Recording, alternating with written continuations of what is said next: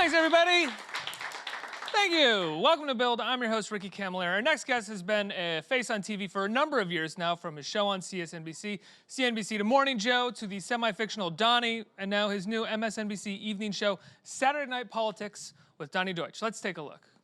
After a week of epic stories, Donny Deutsch separates the news from the noise, bringing his branding instincts to politics and breaking down the key strategies heading into 2020. Saturday Night Politics with Donny Deutsch, Saturdays at 8 on MSNBC. Donny Deutsch, everybody, let's hear it. Hey. What's up, Mr. Deutsch? I seem so anchory in that. Not angry, anchory. Yeah, anchory. Did you ever see yourself as an anchor? I mean, you have anchored before. You hosted. No. I see myself as a navigator of interesting discussion, hopefully. But I'm not a classic anchor guy, you know, and I think that's what hopefully makes the show interesting.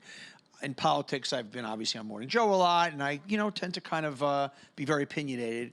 Anchors by nature have to play it a little bit more down the middle, not necessarily on MS or Fox or whatnot, but I tend to like being a guy who's kind of unanchory in an anchor chair.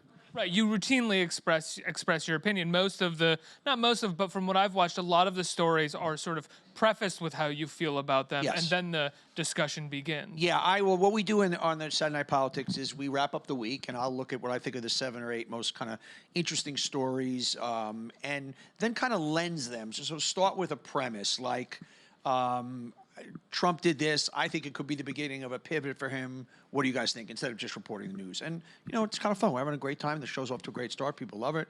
Ratings are good. Everything's going great. Well, speaking of Trump, pretty early on, it was earlier this month, but that's pretty early on in the show's run, the president, I have to call him that, I guess, tweeted about the show. Yeah. Let's pull up a couple of those tweets and talk about this for a second. First off, little Donny Deutsch, whose show, like his previous Showbiz tries, is a disaster, has been saying that I had been a friend of his. This is false. He and separately, Aaron Burnett, I love Aaron Burnett, come on, used to beg me to be on episodes of The Apprentice.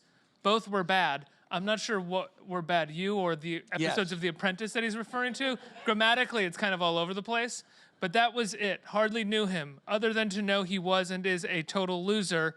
When he makes statements about me, they are made up. He knows nothing. The best part was my response to this. I sent back, there's no biz like Showbiz, with a video of him at my 50th birthday giving a speech. Donny, I love you. You're so great on TV. There's so much wrong in here as far as begging to be on The Apprentice. Mark Burnett, I remember calling me up and explaining to me what The Apprentice was, why I like to be on it. I've known Donald for 20 years, ranging from... How did you first meet him? I first met him, he used to do, which came first, The Apprentice. He did my old Big Idea show about 4 or 5 times. I did 3 seasons of The Apprentice where they would come up to my ad agency, we give them tasks. I lived in one of his buildings, the same building of Ivanka and Jared. Our kids went to the same school. We traveled in the same circles. Definition of a friend with Donald, he doesn't, or the president, he doesn't have any real friends. His friends are what I call transactional friends. All the media types in New York, like Howard Stern is his friend, or Joy Behar, or Al Sharpton is his friend.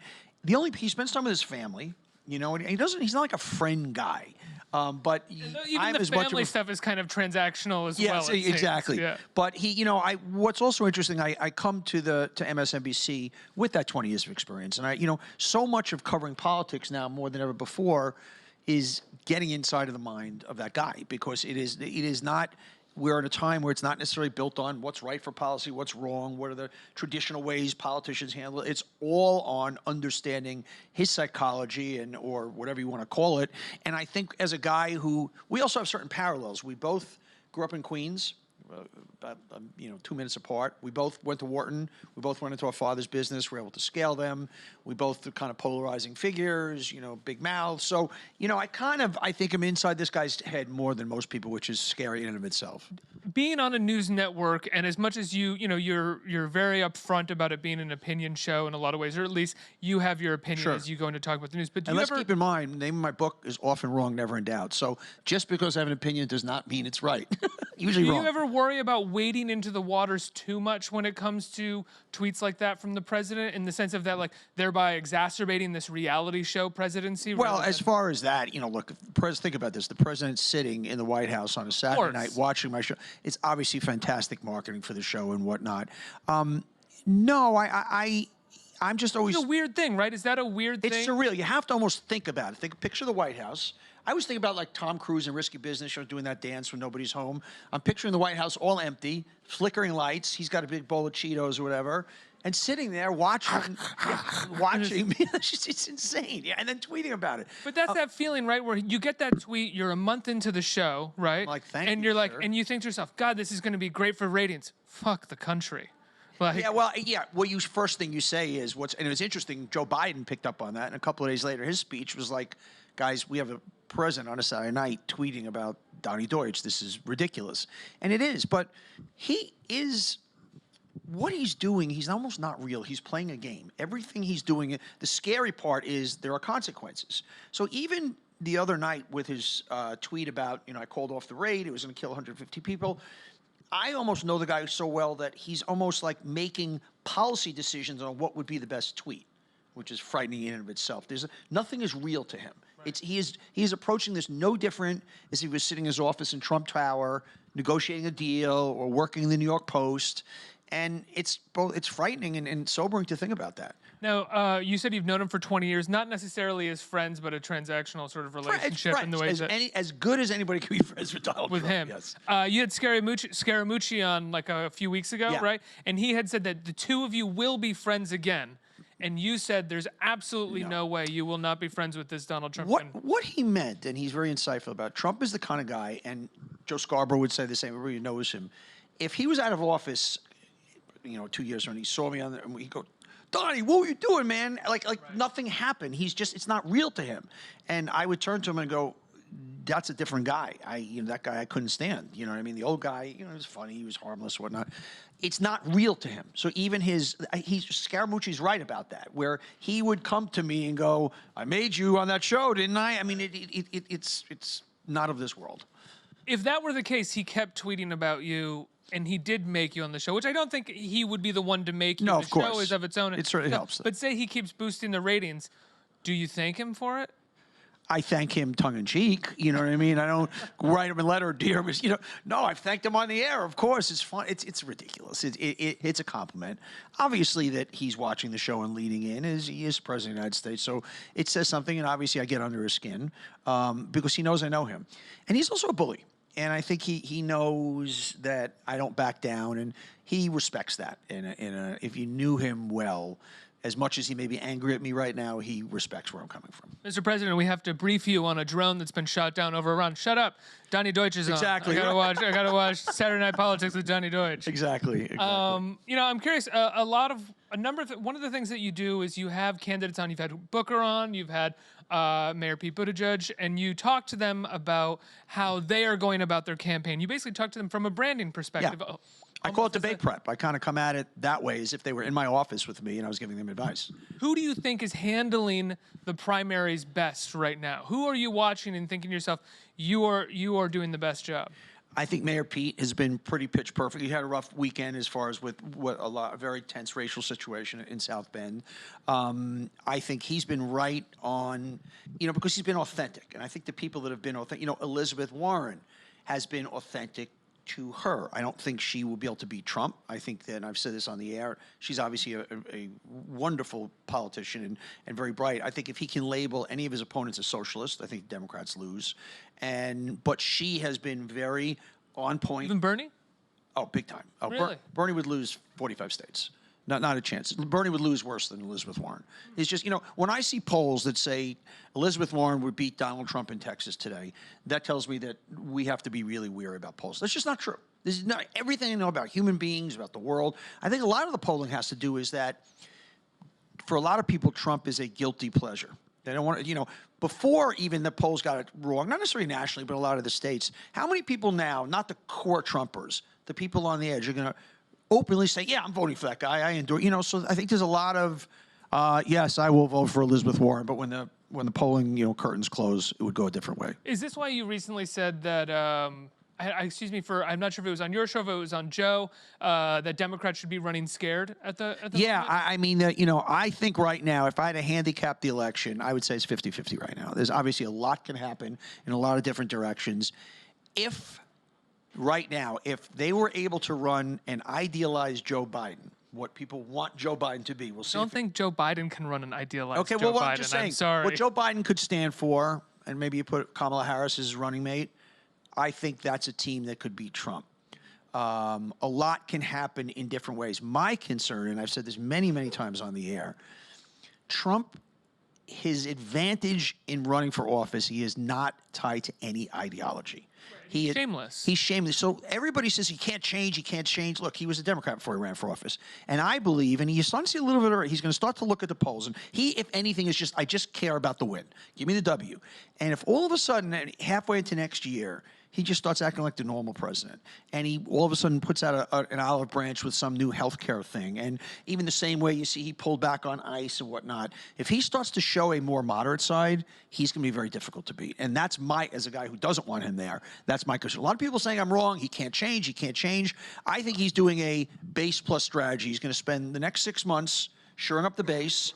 And I think once we get into February, he's going to put out his climate change proposal. Yeah, not go that far, but enough to, and that's what I would do if I were him, and I'm pretty inside that guy's head. Now, do you think that I don't like to use the phrase or the word the media, because I don't think it actually means what we think it means when we say it. But do you think that oftentimes those of us in media, I guess I'll put myself in that, play a hand in normalizing him? So Trump says, I'm going to hit the polls. I got to look at the polls, and I need to become more moderate, more normal. All of a sudden, a number of anchors and pundits will go on air and be like, wow, he's really become presidential, and we will boost this idea of him, even though we know he's playing a game. Yeah, after, what was it, when he gave the speech in Normandy? I forget when he was going after his adversaries in front of the graves, which was obviously horrific and tasteless. But then he gave what would be just a speech that I think any good 23-year-old speechwriter could write, and he read it. And he's presidential. He's president. I mean, the irony is he's reset the bar so low. So low. And that's it. Look, the media were co-conspirators in electing. He just doesn't have to attack Graydon Carter in a speech, exactly. And suddenly he's like, wow, that is the FDR media were here. co-conspirators in getting him elected. What happened was he decided on a lark, I know this for a fact, with Michael Cohen, let's run for office. And he was at, 0.5% of the polls. His announcement, CNN, everybody covers a full hour. They wouldn't cover that for any other president. And then after 3 hours of coverage, 2 days later, he's at 2% in the polls. And he gets to say, look, I'm climbing.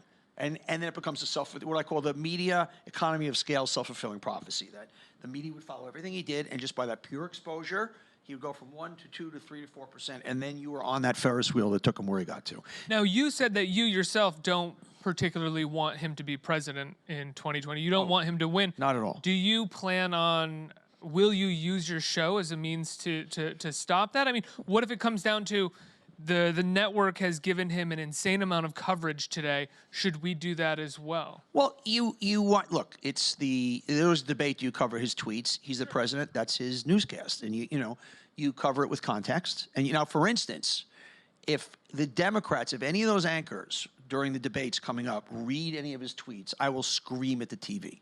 That's where you don't let him in. Do not let him produce the event. It's not your night, pal. You want to sit home, eat your Cheetos, tweet. So to me, that would be an instance. Let's say I was producing those hours. He doesn't enter it. Other situations, you present what he's doing with context. You try not to normalize it to the point that you talked about. All you can do as a broadcaster, as an opinion person, as an anchor, is present what's going on, and obviously as you see it. And that's what you do. But you're not going to put your head in the sand and not cover him. Forget numbers, not numbers. He's the president of the United States. Now, I'm curious, this is slightly tangential off of what we're talking about, but you said you can get in Trump's head really well. You guys went to the same school. You're both New Yorkers. You both, took over your father's business. Mm-hmm. You both kind of got loud mouths, you said. Yes. When he won in 2016, was there a part of you that thought, hey, maybe I should try it. Maybe I should go for this, and I could beat him? Well, it's interesting. I predicted in April that he was going to win. I changed my mind after the Access Hollywood because I thought that was going to shift it, but I kind of saw this happening. No, what's also happening that's interesting, a lot of people say now, with Trump winning, anybody can run for office anywhere, and you don't have to deal with it. He's a unicorn. Yeah. Like the stuff that slides off him wouldn't slide off anybody else, and I don't know if I want to put my family through it. And you need a different kind of anti-Trump now than me. I've always talked about running for mayor, possibly, and who knows in the future? Crazier things have happened. Not president though, but if it meant if I could beat him and I was the guy to do it, I would do it in a heartbeat. But I don't think that's the answer. Going back to the Democratic primary, what do you think, or how have you felt about this past week for Biden, and specifically the segregationist gaps? Yeah. I mean, those seem to have stuck to him a little bit. Yeah, that's an interesting one. I did it on my show the other week, and here's what I said about that. I heard it and I heard a guy saying, look, I didn't like these people. These are bad people, but you got to work with people you don't like to get things done. That makes sense to me. And I, as a 61-year-old white man, heard that and I'm like, no problem. I can't then, if a young African-American person hears that and says, I have issues. I know he was working to fix things, but that's still somehow suggesting, not celebrating. One of the candidates said he was not celebrating. He clearly wasn't. He was, So the answer is yes, of course, anybody has a right to feel that way, but I keep coming back to today. If somebody said to me, you take the worst ICE, hawk, and would I sit down at a table with him and try and fix immigration? Yes. So, segregationists disgustingly were part of who we were. And so he was not saying in any way, these are good people, these are my friends. I believe he was saying, we lived in a time where he used the word civility, and I think that's what got him in trouble there, because it brought up images of, oh, we're buddies and whatnot. That's not what he meant. But I also was interesting, and switching to the next topic that I thought maybe with this AOC thing with concentration. Oh, yeah, I was actually about to. These are two similar things. I went, she went on and talked about these horrible camps for these children, called them concentration camps. Now, what's happening with these kids is reprehensible, disgusting. It is unhealthy, whatnot. And I, as a Jew, and other people, took offense to it in the sense that when somebody brought it up to us, she said, no, the academics say you can use this word. I say, yes, even if you can use that word, the fact that concentration camps, the connotation throughout history with the Holocaust is the slaughtering, the extermination of 6 million Jews, that was their purpose. That maybe we keep that as a distinctive name to keep it alive in history, and be sensitive to that. Don't say, I can't say it because it's the academic thing. Just like I'm saying, well, if somebody has an issue with the Biden thing, I get it. I don't, and here's why. And that's where we have to get to. So I got offended with her if her initial response was, you know what, I used it for this reason because I'm trying to bring attention to what's happening to these kids. I understand that particularly to Jews, that holds a certain place. But the response to be, the academic says I can use it, that's the kind of insensitivity on both sides that doesn't work. Right. I think that's so interesting because the way that you describe the AOC's use of the terms concentration camps and your response to Joe Biden talking about segregationists, I had the exact opposite response to her talking about concentration camps. I am also not Jewish, though. Yeah. And before we had this conversation, I was trying to figure out, is this simply just because I am not as sensitive you're not going to, and that doesn't mean, of course you're sensitive. Of course but you think about. It's a fascinating moment when you go, I don't have the right to not be offended about this. It's the same way somebody can use the word slave in a vernacular, not in the true disgusting term. And any African-American would have the right to feel offended in any way if in any way you are not holding that word to the disgusting extreme that believed. So to me, as somebody who spent my entire life growing up hearing the word concentration camp and understanding about ancestors and seeing pictures of just thousands of bodies, yes, she's making a point about what's so wrong about these other things, but please, particularly since 30% of Germans don't think the Holocaust existed or some ridiculous number, certain things maybe we can hold on to make a certain next level point. And so I think in all the discussions in race and in gender and everything, where we have to get to is, even if it's okay to plead ignorance, just like you just said that, and go, no, I didn't. But now I'm hearing a Jew talk about it, and I get it. Yeah. So the same way, on my show, I had a guy named Travis Smikle, great guy, African-American, used to run the Democratic Party in New York, and he said to me, no, Donny, I did hear it differently. I go, I got you. So what concerns me is we go from Trump to AOC, and it's the same problem of non-tolerance on both sides. Don't you think that's a bit of a stretch to say that AOC is in any way similar to Trump? No, in terms I'll of tell you how they tolerance? are similar, okay? And by the way, AOC, I respect her as a young person, and she's doing some great things. The similarities are twofold that I see as a media guy and a marketer. Two people who understand I can use the media. I can say something very extreme, maybe not necessarily worry about collateral damage, and I'm going to keep getting in the press, and that's going to create a bigger and bigger name for myself, whether she's conscious or subconscious, or so headstrong about some of the things it's saying. You have no right to tell me, as a Jew, I can't be sensitive to that. You cannot. That is the same level of intolerance that a Donald Trump uses in certain other instances. So, no, she is not a racist. She is not a bigot. She is not so many of the other things that Donald Trump is. But they're in the mode of communication and in the inability to see nuance on the other side. There is a similarity there. I would ask if before I get all the horrible tweets, AOC, I built my life on doing what AOC does, where being out there and pushing the envelope, and she has her heart in the right place.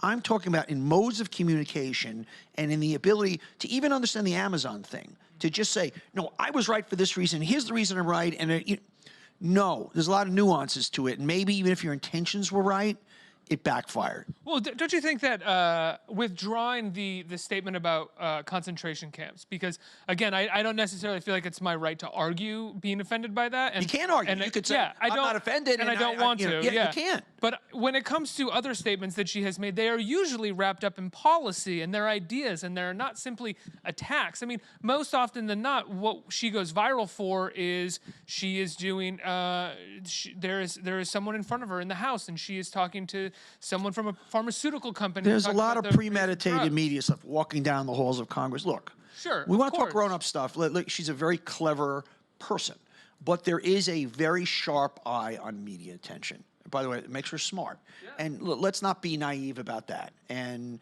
so I also have a problem when, in the instance of when... Isn't that what we want from politicians, though? Well, we want from politicians as long as going the right way. I mean, not the number one thing, but... When she came out on the Amazon thing and said, well, it cost us, $3 billion.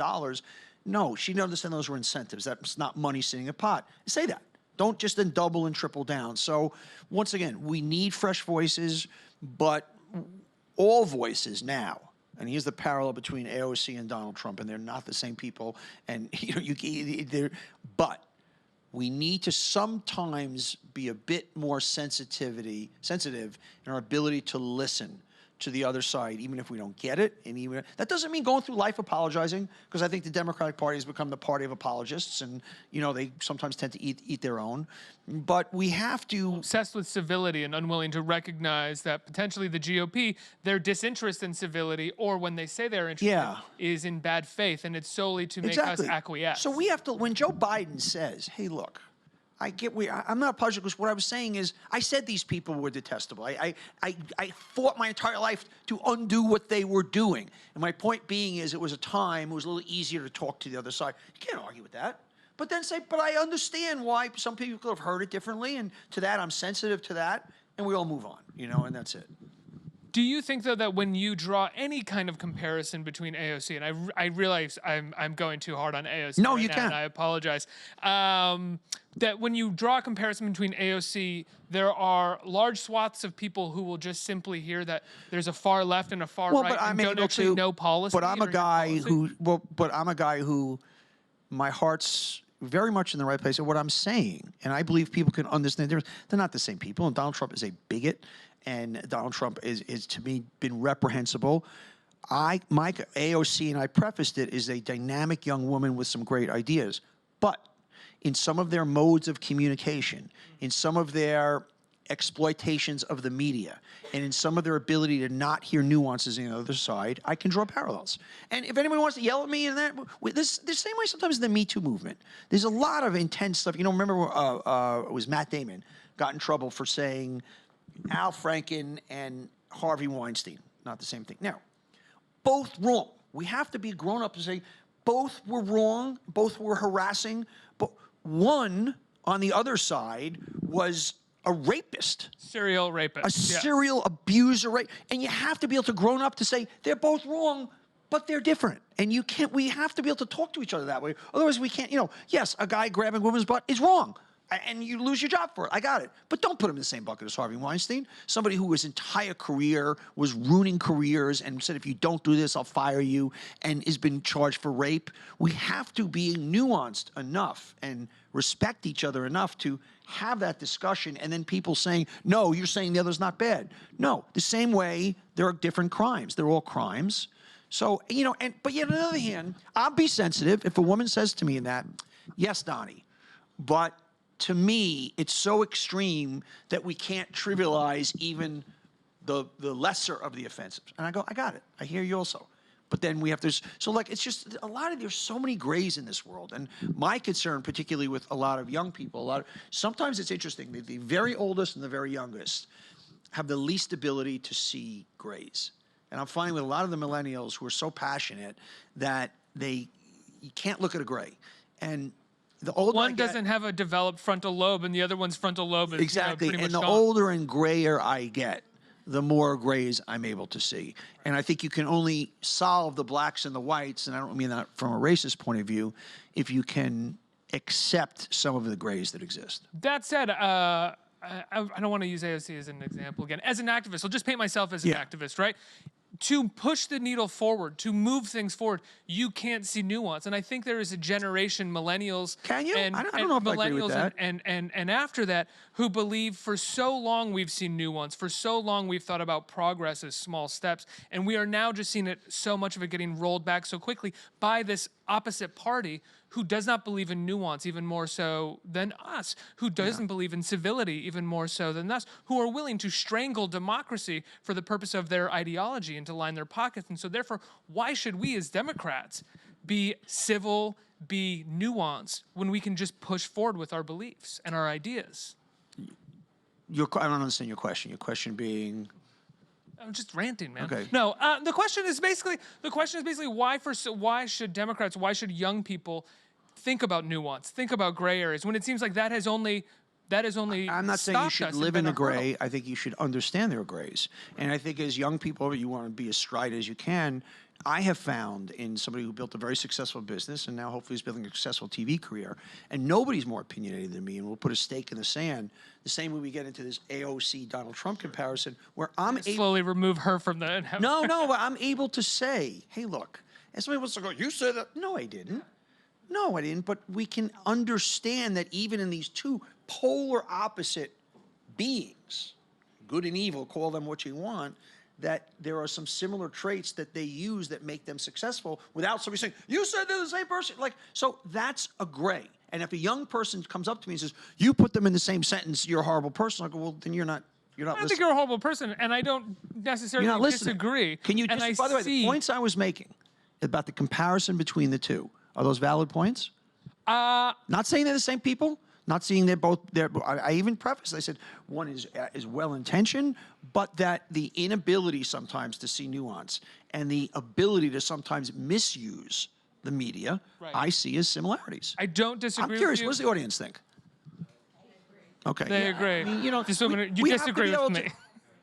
Okay, great. You know, points directly at me. You know, and it's like, but that's the only. By the way, when the frontal lobe joke, did I lose you there? I apologize. If people are going to listen to AOC more if they buy into what I just said, I'm actually giving it like that's what then makes you more credible, and that's why so many people with Donald Trump just tune him out. You know, AOC is a double-edged sword. She's created this big media figure, but there are so many in the Democratic Party that it's, oh, this is terrible. This is hurting the party. Because of that, versus saying, wow, we have a dynamic young person with new ideas. Let's embrace her. You end up doing the opposite. Do you think those in the Democratic Party who are pushing her away, though, are pushing her away because how she exploits media, or because of how she interacts with lobbyists, with big money donors? No, by the way, Elizabeth Warren is running the same, I'm not taking big money. Right. No, it's somebody that has an inability. Let's think about this for a second. New York was on the precipice of bringing in Amazon, which was not just bringing in, I'm going to talk as a business person, not just and a father, not just bringing in a company, was bringing in an industry for the next 100 years, the industry. And they talked about $25,000, it was 225,000 jobs because of dry cleaners that go, like, this meant so much to so many people, to so many families, that to be an ideologue and say, oh, we can't give tax breaks to wealthy companies, is somebody who is not understanding the business of creating jobs and really creating actually for the people that need them the most. So that's that level of tunnel vision. And even then when was confronted with certain issues so that's the inability versus your point is right. You know, there is something wrong with our system that companies, there are trillion-dollar companies not paying taxes with it. But you don't solve that problem by keeping other people who need jobs from getting jobs. And that's the difference of somebody who is the same way Trump's an ideologue to the point where sometimes it gets away of common sense. So nobody's going to tell me that even if your intention was right, and this is where I get into the grays, her intention was right. Who can argue with these companies should not be paying more taxes? And I'm a capitalist and I'm a progressive. They should pay more taxes. But in that instance, the only way, if cities compete with each other, and the only way you can get that company is putting tax incentives at the end of the day, they're going to pay for it tenfold. That's somebody that they can't see the nuance. And that's where I have trouble. Fair enough. And this is the AOC bashing hour with Donny Deutsch. I feel so bad. It's like literally 15 minutes on AOC. I didn't mean to do that. What is interesting about it's not about her, is that it's the discussion that you're elevating it to versus stridentness of policy versus you know. And I'm a guy that my entire life has fought for inclusiveness, and I'm for a 60-year-old white guy. You're never going to find anybody more progressive than me. But in order to get some of those progressive things done, sometimes you have to be a little bit giving with some of the ideology to get the ideology done, which goes back to our original discussion of Joe Biden. Right. And so it's just fascinating. You know, it's just, we all got to listen more. Do you think Biden can handle a general election? Yes. Really? Absolutely, yeah. Do you think he can handle the debate stage right now? We'll find out in a few days, won't we? Right. Are you excited to watch the debates? Can't wait, yeah. Do you who do you think is most likely going to run away with them? I don't know if he's going to run away because the format leaves it that you basically have 6 minutes, 7 minutes that they'll all at the end of the day get to talk about. I think people need to show the human sides. I think if you get up there, and I've said this to the candidates off camera, if you get up there and you just do policy wonk, I'm going to do this, I'm going to do this, even if it's all right, it's not going to. Get my vote. Yeah, it's not going to cut through. It's not going to. You need to. People vote for people they like. People vote for people they want in their living rooms, which is frightening that we elected Donald Trump. But you have to understand that in that form. So you can't create a false moment.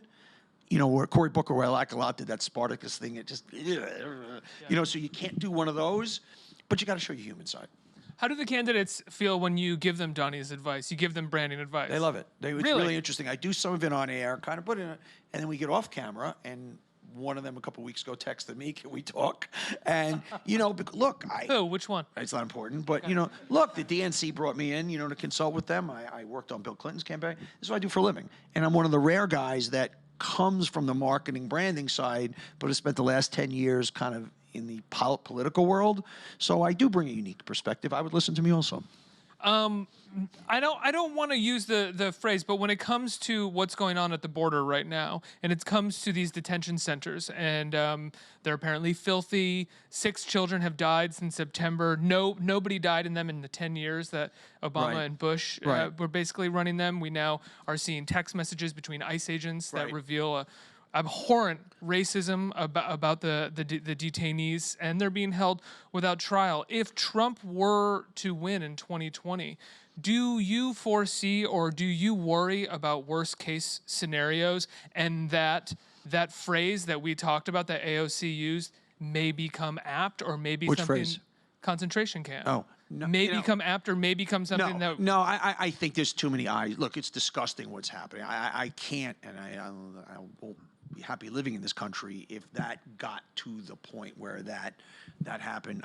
No, maybe that's wishful thinking, but I think right now there's just too many good human beings with their eyes on it, and sometimes problems are.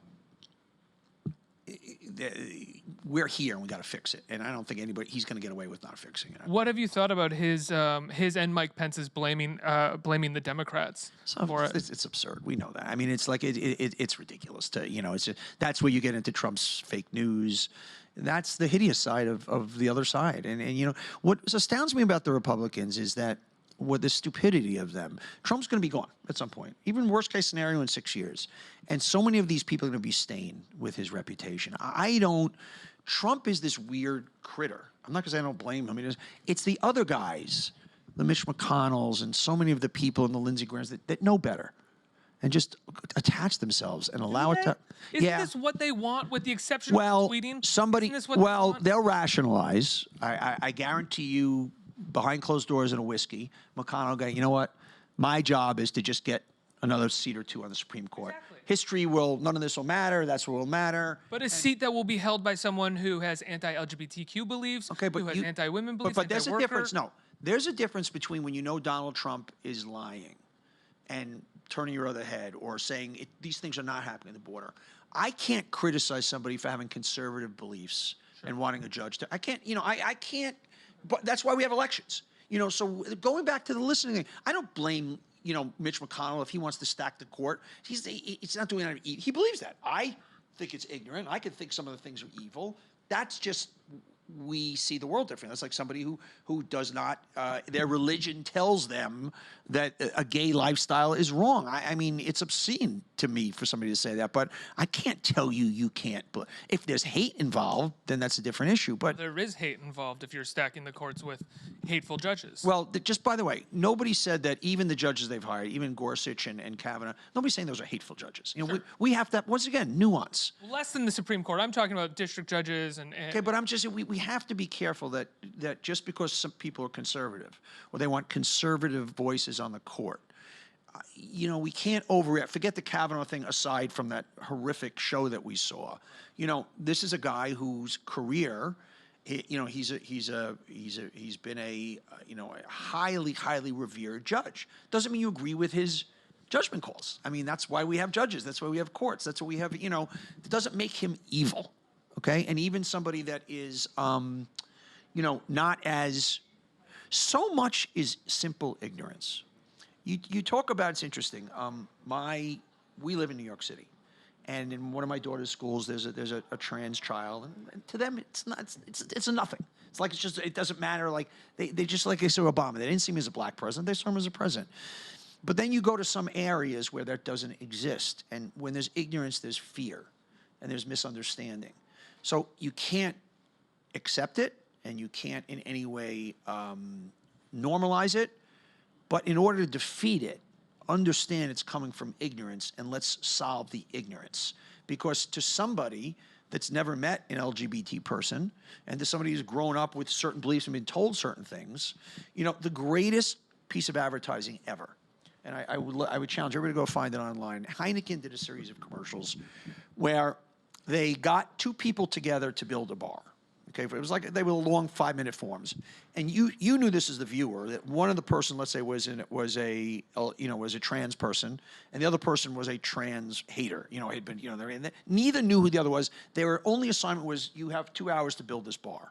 At the end of the commercial, the moderator comes in and says, "Hey Joe, did you know that Lou is transgender, and did you know that Joe doesn't like?" And they both stared at each other, and the moderator says, "Would you guys like to have a beer together?"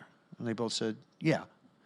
And that's a perfect example. I mean, that was just such a beautiful display of how so much of hate and is simple ignorance. I guarantee you that person who was anti had just not met somebody, and they were afraid and ignorant, and it's not the way it's supposed to be because it's not something I saw.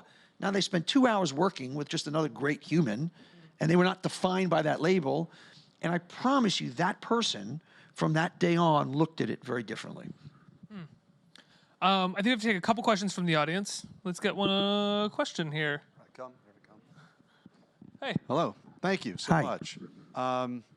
So you're not running for president. Nope. You might run for mayor. Maybe. You've mentioned you've had 2 careers. This is not new, but your current career. And you're in politics. You're in political journalism. What do you see as the biggest difference? Has your life changed? Did you have to make any sacrifices? Because, as we're saying, you'll get tweets about everything now. Yeah. So what's the difference? It's being empathetic and understanding people, and being able to listen and understand. Look, creating a great ad was about first understanding the client, what their tolerance for risk was, and what's going to be right what is the right representation for their company, understanding the buyers out there, the buyers in the world who are what's gonna turn them on, when finding that sweet spot between the two. And it's the same thing as I sit here and I talk to you, Ricky. I want to stimulate thought. I have to be authentic. Everything I say is real. And even if you're saying, well, maybe I'm walking up to the line here, if you know where you're coming from in the right place, and that even in this tweet world, you then have the explanation, well, no, here's what, I can live with that. And, we have to be able to talk and listen to each other. And I think the Trump AOC thing was a fantastic exchange, and I think it demonstrates that, Again, I don't. Well, let's not get into it. No, No, I love, but that's it. It's like, that's the perfect example where we're all dug in, where I can't say something, and a president who we all dislike and loathe, and a young person who's got a lot great, but I think is making certain mistakes and certain that I see the president making, I can draw those lines without people saying, oh my God, Donald Trump and AOC the same person. No. Of course. So but that's where we are as a society right now, that we're taking these little nuggets and we're so dug in. But I think you feed those nuggets, especially when you make those comparisons, even if it's like a valid comparison about a small thing, and you should be allowed to do it, and you should do it, and you probably shouldn't. Well, even I think have it's to the opposite of sustain my criticism, but you feed it to those on the GOP who are looking for a reason to criticize her. Well, if and you feed it to anything, independents. it's the opposite. I shut the GOP up a little bit, and I say, you know what? This person who your hair is on fire about, guess what? Your main dude, there's some of them are playing from the same playbook. And to the people on the Democratic side who are shunning her because she's this crazy, crazy socialist, I just compared her to the president. Right. So in a weird way, haven't I brought both sides even maybe a little bit closer? It's a possibility. It's a possibility. And that's the job that you're trying to do, right? That's what I'm trying to do. I believe 90% of people, 99% of people are good. And I believe that 90% of us kind of live in the same place. I've told this story, I told it on my show on the air, that I had, perfect example of nuance. This is one of the best things that's happened to me since I've been doing politics. I said on the air that if you vote for Trump, you got to own everything, including ripping babies from people's arms, just like the Nazis did. I didn't say you're a Nazi. And then somebody on Fox News said, Donnie said if you vote for Trump, you're a Nazi, which clearly I didn't say.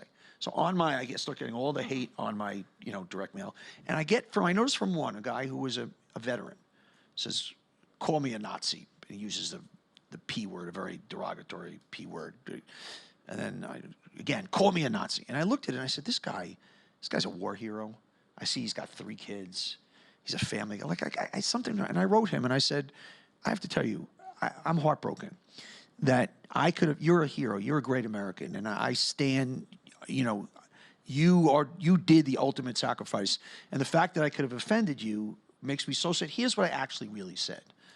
And I wish you nothing but the best. And an hour later, he writes me back. He goes, I'm just blown away. I can't believe you just did that. All media people, within 3 texts, were calling each other brother and friend. One of the most beautiful things that ever happened to me. Here, I said something that I was making a point, then the media twisted it. This guy, they had us as enemies, arch enemies. Whereas I realized by looking at his Instagram, this was not some crazy whack nut sitting in the basement, This was a guy who just heard that and rightfully got offended. And I looked at him and I said, this is a dad. This is a guy, I saw myself in him. I go, this isn't right. And so, yeah, as much as we can kind of we got to break these walls down, because I believe right now that if I walked into a bar in Mississippi and people you perceive that 90% of them is, Donny Deutsch, he left, nut job, New York City, wealthy, jerky guy, that if seems like a lot of projection on your part. If I was sitting down with them, and by the way, there'll be a 20% fringe or a 10%, but the majority of them, particularly when you start as parents, I found if you talk to somebody, the way to deconstruct somebody immediately is go, you have kids? Yeah, I got a 16-year-old. I got a 14-year-old. What I've immediately established, our core, what really drives us is the same. At the end of the day, if you're a decent human, your kids are going to come first, and that's where you go. So even though he might be somebody who is a super right-winger and I might be liberal, I've immediately said, are we really looking at the world so differently? We want to make sure things are better for our kids. We want to make sure they're safe. We probably, if we're good parents, hate, bullying. And so then you'll go, yeah. And then it's a door opening to say, and then I'll say, I get why you voted for Trump. I don't say you're an asshole for voting for Trump. I get why you did. A lot of my friends did. I didn't. but I think we had a bad candidate, and maybe you figure their problems. But will you at least give me he's a bully? Because how do you handle your kids when they come home? So you start by establishing a commonality, a rapport, not invalidating them, saying, like, and then you tee up based on the kid thing. How do you, I don't know how to do it, even if you voted for Trump, how do you come home and explain to your kids when the same day you would punish them for being a bully? And that's the dialogue. Do you worry, or do you think that one side, not to break it down into divisions or sides, exacerbates this cultural division and culture war that we find ourselves in the middle of? I do think it's infinitely more on the right. I'm not going to do there's extreme on both sides, but I do think the lack of civility, ironically, comes from the other side dramatically. And, once again, this is a guy who's on the blue team. So that's the way I see it. But if I do, look, if there is a anger, and I find hate, a lot more hate coming from the other side. I find some equal levels of intolerance on both sides, but I find a lot more hate on the other side. Absolutely. Donny, it's been a pleasure talking to you, man. Thank you so much for discussion. being here. Yeah, Thanks we for really listening, got into everybody. it. Saturday Night Politics is on Saturday night on MSNBC. Donny Deutsch, everybody.